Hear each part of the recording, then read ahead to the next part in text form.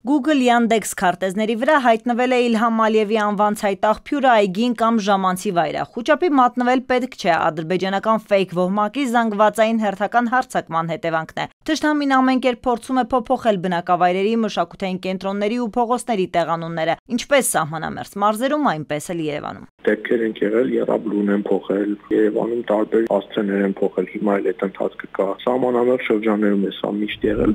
Պատկերացրեք, օրինակ, մի քանի 100 հոգով նույն բանն են առաջարկում Google-ին խմբագրել, ենթադրենք օպերան առաջարկում են անունը դնել Էնվեր Փաշայի անվան թատրոն։ Եվ երբ որ միանգամից շատ առաջարկ է գալիս, Google-ում հաճախ տենց առանց ստուգելու վերցնում փոխում։ Պարզվում է տեղանունների փոփոխությունն ամենևին էլ դժվար գործ չէ, բավարար է միայն, որ մոտ 100 օգտատեր նույնաբովանդակ առաջարկներ ներկայացնի Google-ին կամ Yandex-ին։ Օրերի, որոշ դեպքերում անգամ ժամերի ընթացքում նոր տեղանուններ կհայտնվեն կամ էլ արդեն եղածների անվանումները փոփոխության կենթարկվեն։ Քարտեզային սերվիսները իրենք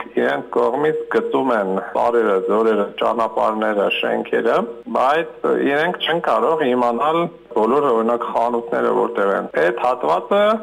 Google-ը ասում է մարդկանց, դուք ինքներդ նշեք տեղը, մեզ ուղարկեք այդ խանութի անունը, նկարներ ուղարկեք եւ այլն, մենք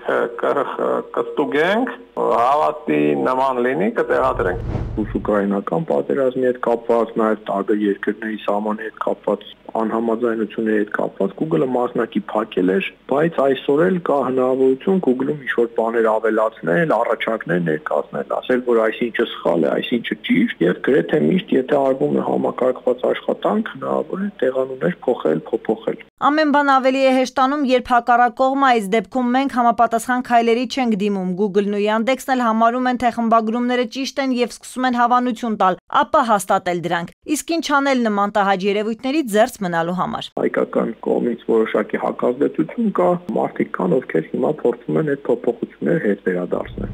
Ամեն ինչը շատ արագ հետ բերվեց, բայց դա չի նշանակում, որ էլի չի լինի։ Ոլորտի մասնագետները հորդորում են ակտիվ լինել համացանցում եւ պարբերաբար խմբագրել նշված քարտեզները ճիշտ անվանումներով։ Իսկ թե ինչպես, փնտրեք YouTube-ում։ Տաթևիկ Աբրահամյան, ժամը լրատվական։